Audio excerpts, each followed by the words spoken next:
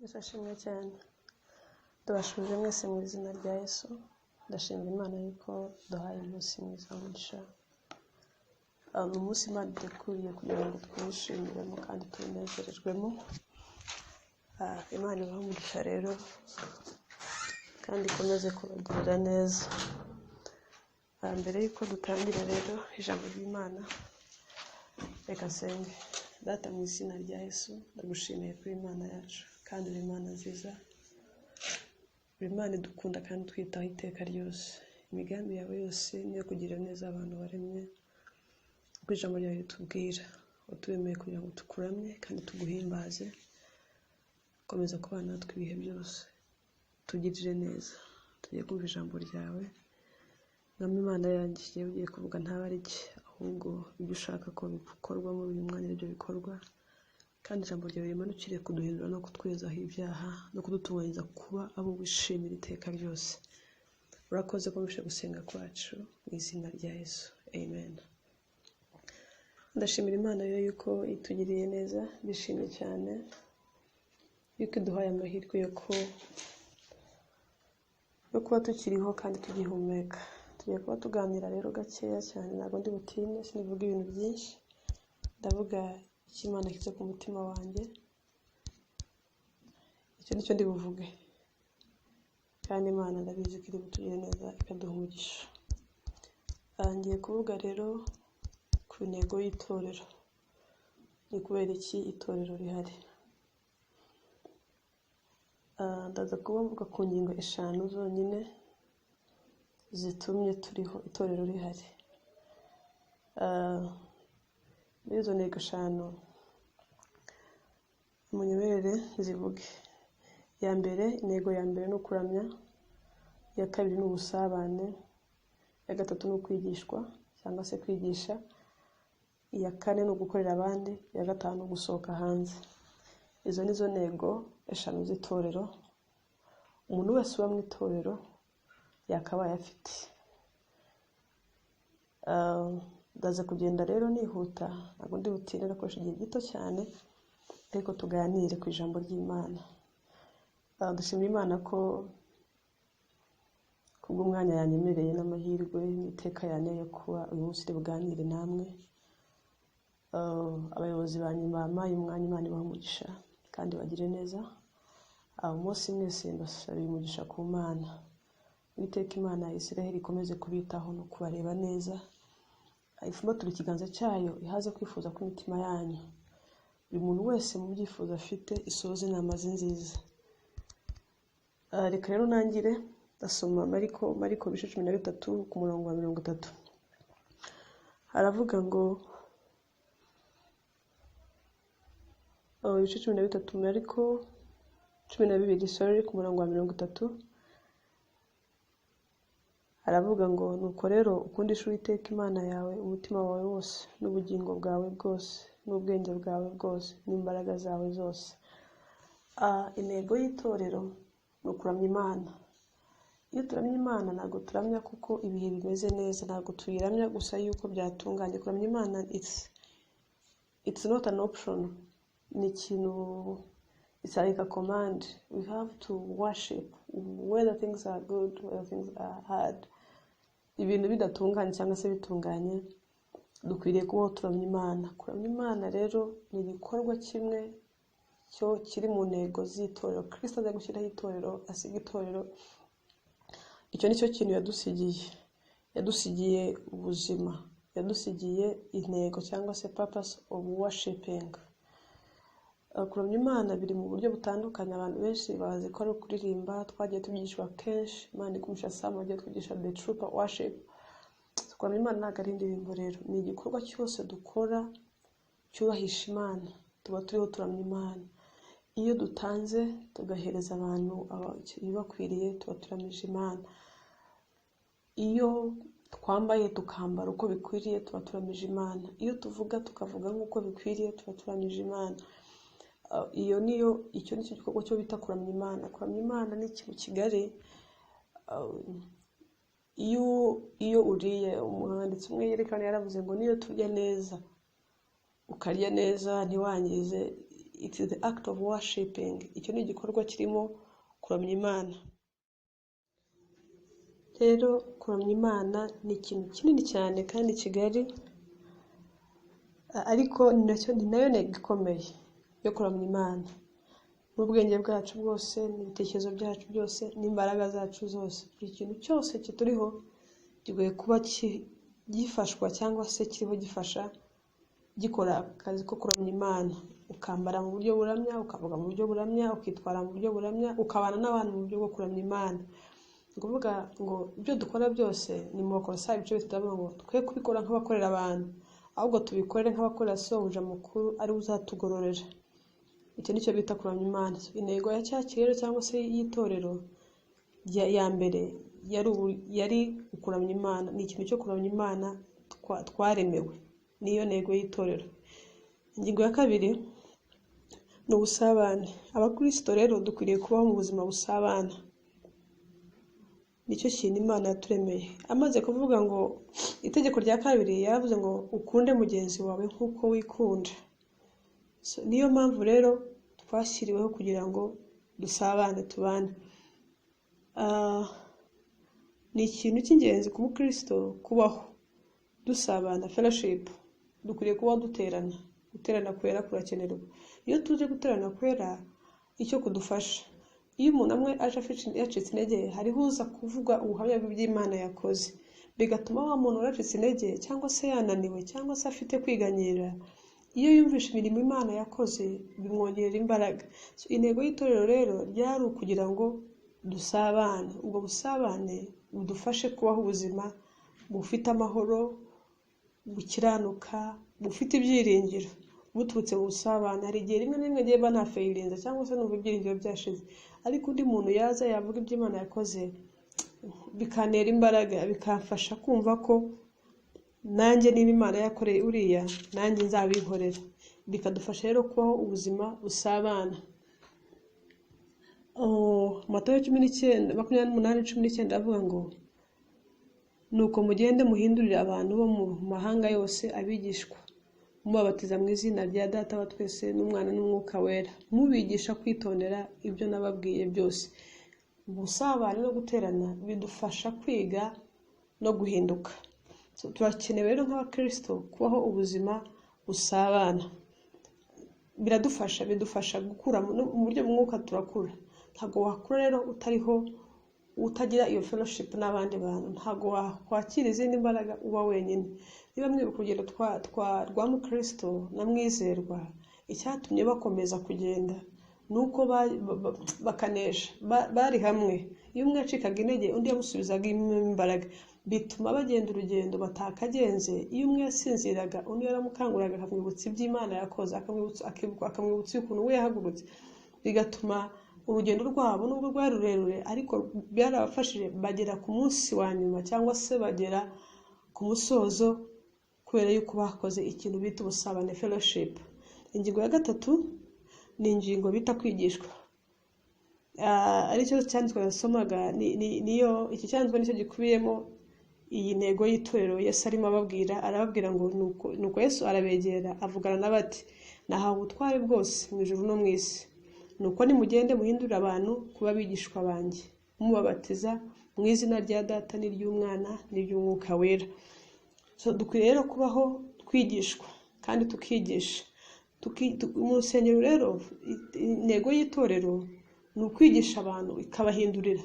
Iyo twatuye tukizera tukatura ko Yesu ari umwami n'umukiza, ni ikimenyetso tuba twinjiye mu mahame cyangwa se mu rugendo rwo gukizwa. Iyo tugeze mu rusengero rero dutangira kwigishwa, tugahindurwa, tukaba abandi bantu bashya. Nibwo tugenda duhabwa ingingo ku yindi, icyo dusabwa gukora, uko dukwiriye kwitwara, uko dukwiriye kuba, uko gakiza bagafata, uko dukwiriye gusenga, dukwiriye kubaho gute. Iyo niyo ntego y'itorero.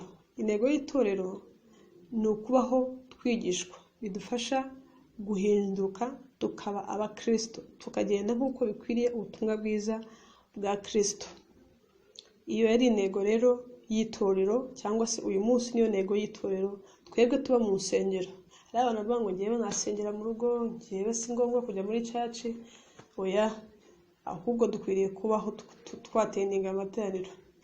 kugira ngo dukomeze kuramya Imana, kugira ngo dusabane, muzi akamaro ko gusabana, muzi akamaro ka fellowship.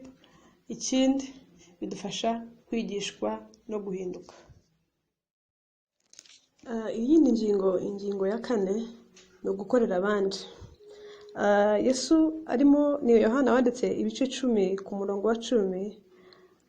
Aravuga ngo umuntu nazanwa n'ikindi kiretse kwiba no kwica no kurimbura, ariko jyeweho nazanywe no kugira ngo zibone ubugingo ndetse ngo zibone bwinshi. Ikindi kintu turiho dusabwa rero twebwe nk'abakristo, dukwiriye kubaho dukorera abandi. Nicyo kintu twahamagariwe gukora, niyo ntego y'itorero, no gukorera abandi. Yesu arimo abwira abigishwa, arabwira ngo nige mwungeri mwiza, kandi umwungeri mwiza apfira intama ze. Twebwe dukwiriye kubaho nk'abantu bafasha abandi, kubaho, kwitangira abandi, gukorera abandi. Nicyo kintu cyonyine kizaduhesha, nicyo kintu twaremeye. Akenshi twirebaho kumva hari ibyo ushaka ku giti cyawe, we are selfish by nature, ariko ikintu Imana ituremera iri idusaba ni ukwitangira abandi. Kwitangira abandi kuri mu buryo bwinshi, hari kubitangira ubagaburira, hari kubitangira ubasengera, hari kubitangira. We have many ways to serve people. We are called to be servants. Nicyo kintu Imana ituremera, kubaho ubuzima bwitangira abandi, kumva yuko ibyishimo byawe biri mu buzima bw'undi, kumva wafata igihe cyo gusenga for other people, ugafata igihe cyo kwinginga wingingira abantu, ugafata igihe cyo gutanga ariko utanga kugira ngo abantu babeho. Nicyo kintu Yesu yatweretse. Biravuga ngo muri byakozwe n'umwa 3 Yohana 3:16 ngo kuko Imana yakunze abari mu isi cyane ngo byatumye itanga umwana wayo w'ikirege kugira ngo uwizera wese atarimbuka ahubwo ahabwe ubugingo buhoraho. Iyi ni sign y'ukuntu Imana yaratwitangiye, nubwo ni ikintu gikomeye Imana yakoze, rimwe na rimwe tutagifata nk'igikomeye, ariko really when I read this verse, Imana yakoze ikintu gikomeye cyane. Twakoze icyaha, turayihemukira, turayibabaza, ariko for his love and his mercy irangiza ifata umwana wayo iramutanga ku bwacu.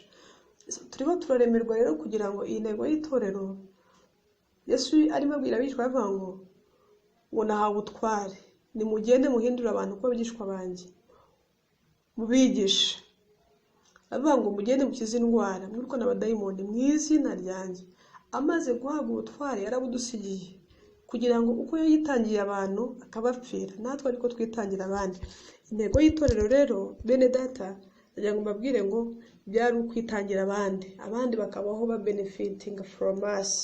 Ntabwo dukwiye ku benefiting from them, they have to benefit from us. Yesu yarimo abwira abigishwa ababwira ngo mwaherewe ubuntu, namwe mutangire ubuntu. Ni grace twahawe, n'ubuntu twahawe bwo kugira ngo tubone akagakiza. We have to serve without tudatekereza iyindi nyungu turi bwunguke, ahubwo itorero intego ya Kristo ku itorero byari kugira ngo twitangire abandi babeho ku bwacu, tubapfire kuko Kristo yadupfiriye. Dukwiriye kubaho natwe twitangira abandi. Amen. So bene data, iyo ni intego y'itorero Imana yadusigiye. Ni umurimo mwiza ariko utoroshye, kuko dukozwe mu buryo buri selfish, ku buryo wumva you need to be what you want to do what you want. Ukeneye nawe ngo ugire icyo wunguka, ariko the purpose of God in our lives idutoranya, iduhamagara nk'itorero, yaduhamagariye kugira ngo duhindurire abandi. Bibiliya iravuga mu byahishwe ngo nuko ikabahindurira kuba abe n'abatambyi b'ubwami. Twahamagariwe kuba abe n'abatambyi b'ubwami, so that we serve people, that these people may have life. Niba Kristo yarahamagawe akadutuma, yaravuze ngo uko data yantumye niko nanjye batumye, nuko nimugende. So turahamagarirwa rero kugira ngo tubeho mu buzima busavinga, bufasha abandi kubaho, tutirebaho ahubwo tureba ku bandi. That's when intego y'itorero ku isi izagira imbaraga. Impamvu uyu munsi itorero rero riferinga, ryashatse kuzana gushaka inyungu cyane kuruta kutwitangira abantu. Umwanya wo kwitangira abantu no kubafasha turashaka kugira ngo badufashe. So that's why imbaraga z'itorero zigenda zitakara bitewe nuko twahinduye intego y'itorero. icyakabaye kwitangira abandi tugasanga abandi batwitangire. So we need to serve God.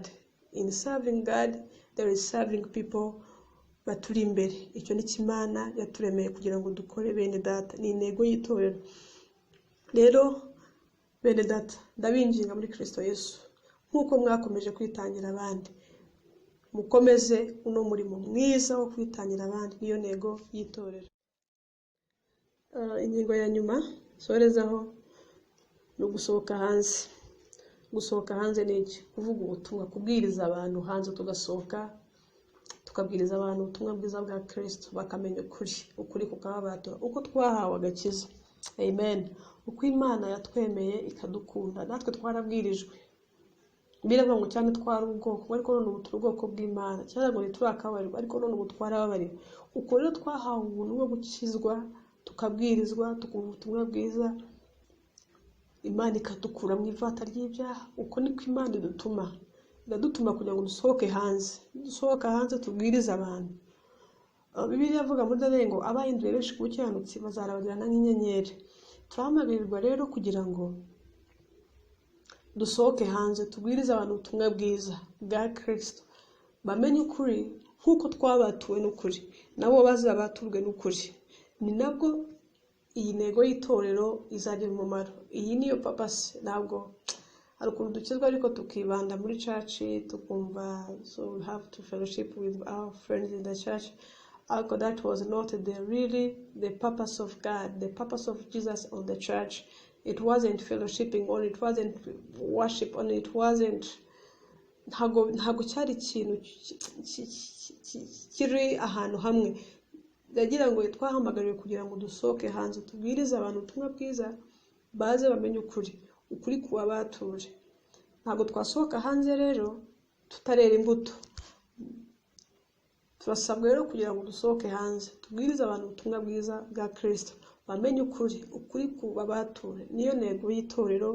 Yesu asiga itorero n'izo ngingo 5 yadusigiye kugira ngo turamye Imana. Yari intego ya mbere, ya kabiri byari ubusabane, ya gatatu byari ukwigishwa, ya kane byari ukorera abandi, ya gatanu byari gusohoka hanze tukabwiriza ubutumwa bwiza bwa Kristo, ukagera ku bantu benshi bagahinduka. Niba intumwa 12 zarabashe guhindura isi, uyu munsi dufite umurimo ukomeye cyane imbere y'Imana wo guhindura abantu benshi kuza kuri Kristo Yesu.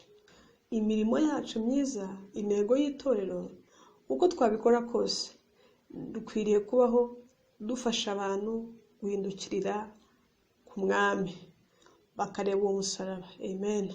Iyo ikintu iyi minsi twihugiyeho cyane, ariko Imana dufashe kugira ngo tumenye impamvu y'itorero ku isi. Kuki isi ifite itorero, kuki itorero rikorera mu isi? Ni ukugira ngo ntabwo twahamagariwe kugira ngo isi dukorere, twahamagariwe kugira ngo dukorere isi. Isi nitumara kuyikorera muri Kristo tubahamagarire, tubazane ku musaraba, babona agakiza, babaturwe. Uwo ni wo munezero wa Kristo. Ni igihe abona izi ntego 5 yasize ku isi tuzubahirije, bimuha ibyishimo. Niko umutima wanjye umbwira ko bimunezeza umutima igihe cyose dukoze umugambi we. Icyo yagambiraga kera ajya gushyiraho itorero, cyagihe ajya kugenda agasigaho itorero, ntekereza ko bimuha ibyishimo, bimunezeza. Rero bene data ndabashimiye cyane. Iyo niyo jambo Imana yashyize ku mutima ngo tuganire uyu munsi. Imana iduha imbaraga twubahiriza icyo Imana iduhamagarira. Izina rya Yesu ndagushimiye cyane. Turaho waremye ufite imirimo myiza yose muri Kristo Yesu. Iyo watwiteguriye kera kugira ngo tugenderemo. Tumaze kumva ijambo ryawe, turasenga mu izina rya Yesu kugira ngo uduhe imbaraga kandi duhereze umwete, twubahirize icyo waduhamagariye gukora. Intego y'itorero ni ukugira ngo tukuramye, ni ukugira ngo dusabane, ni ukugira ngo twigishwe kandi twigishe, ni ukugira ngo Mwami Imana yacu dukorera abandi ndetse dusohokanze tubwiriza ubutumwa bwiza. Ariko ibyo byose ntitwabishobozwa tutagufite. Niyo mpamvu dusenga uyu mwanya twumvise ijambo ryawe, rikagira imbaraga kandi tubashishe, utugire neza muri byose. Urakoze kumva gusenga kwacu mu izina rya Yesu.